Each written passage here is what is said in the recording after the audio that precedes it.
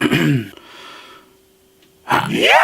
Welcome back to another very Geek video. Today we're going to be doing another top 5 video. Today we're going to be talking about my top 5 favorite Resident Evil games, from worst to best. A couple honorable mentions are going to be like the Umbrella Chronicles and the Code Veronica, like the offshoots of the main series, because I'm just going to concentrate on the main numbered ones.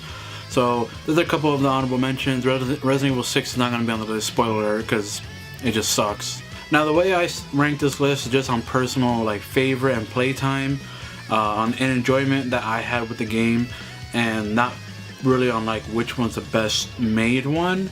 So that's how this list is gonna go. So if you disagree with my list, by all means let me know down below in the comments below. And without further ado, let's go on with number 5. So number 5 for me is gonna be Resident Evil 5.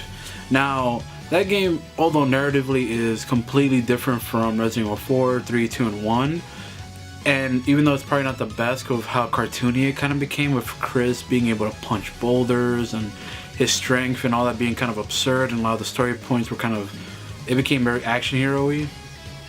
The game itself is still really fun with some cool character designs, like the big dude with the axe, Executioner, the standard chainsaw enemy, and you know, some environment stuff that's pretty cool. Especially the setting is pretty nice, but a lot of the story stuff, kind of like the Ouroboros thing, was kind of whack, and it kind of went from zombies to like more parasites and like tentacle monsters, and it got kind of weird. Wesker became like super anime. It was very like teleporting Nightcrawler-esque. It was a little bit too much, but it was the first game to introduce co-op, which in essence made the game a lot more fun because you had a friend to like back you up, have fun, dick around, and all that stuff, and you know, you had a lot of fun just playing with friends. And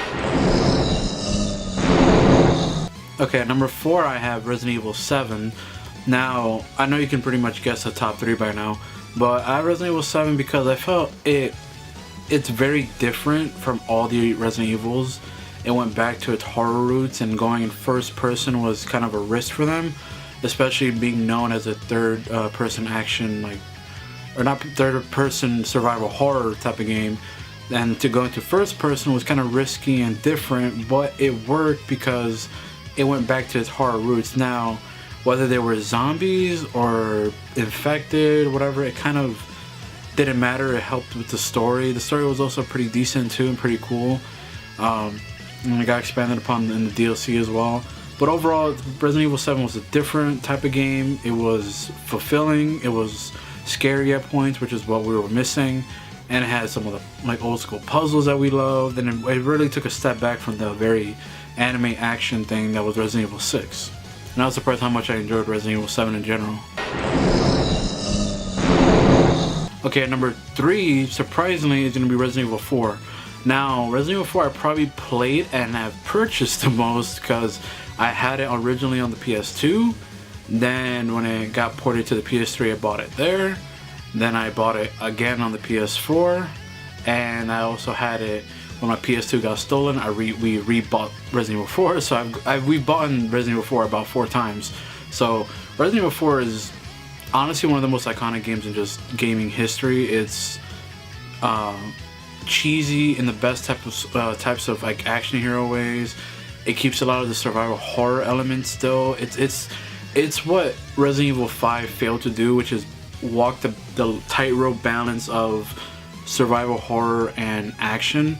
So it walked that fine line really well with great creature designs, with the Las Plagas, and you know, the Spanish environment was also pretty funny. But in general, the introduction of the ogres, in general, all the monsters were really cool. The creepy monster like abominations were also really cool, and overall all the animations were cool, like suplexing and kicking, and Leon was like the best main character. And it was really a step up from Resident Evil 2 when he was like very wimpy, but like it was relatable because he's the rookie cop. But now he's like a badass secret agent, and it was an escort mission where the sidekick isn't too annoying. Like even if she's annoying in cutscenes, in the gameplay you could just hide her somewhere and no one would pretty much find her. So it's the perfect game that balanced survival horror and action, in my opinion.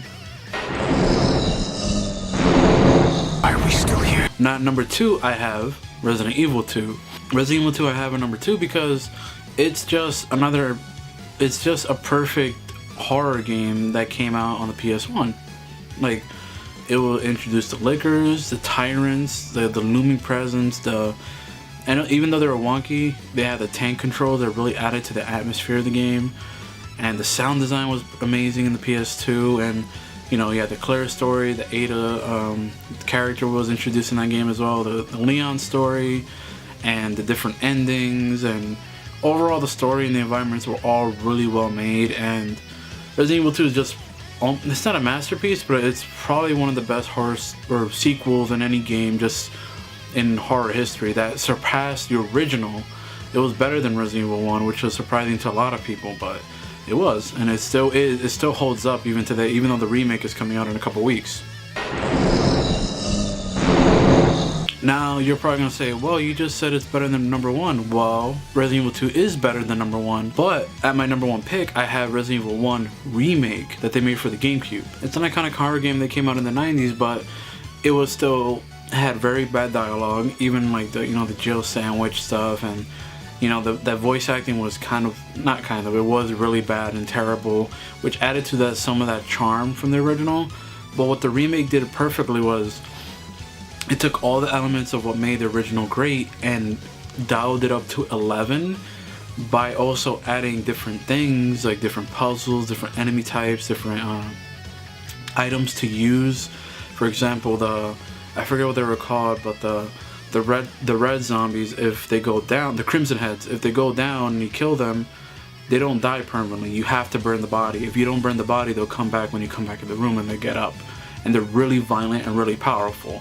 So those were like, it added to that, like, especially with the control types, the tank controls, they added to that sense of fear of like, these things will kill you like in an instant.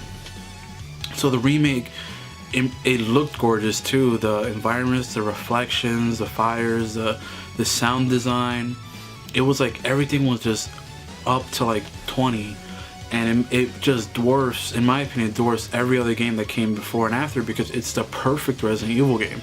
It's the original but remastered to be better than itself. So the fact that it was able to ape itself and ape other games that came out after it that were considered probably better than the original is probably one of the most underrated things in just gaming history, how important and how well made this remaster of Resident Evil 1 was.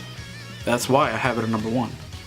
Again, this is just all my opinion. Let me know what you guys think down below. This was just a kind of thing I want to talk about since we're getting close to the Resident Evil 2 release of the remake, and plus the demo comes out either tomorrow evening on PSN whenever it updates, and I'm gonna probably live stream that tomorrow night, so look out for that.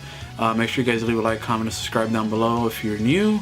All my social media links will be down in the description below as well, like my Instagram, Twitter, and Snapchat, and I hope you all have a great day. Bye guys.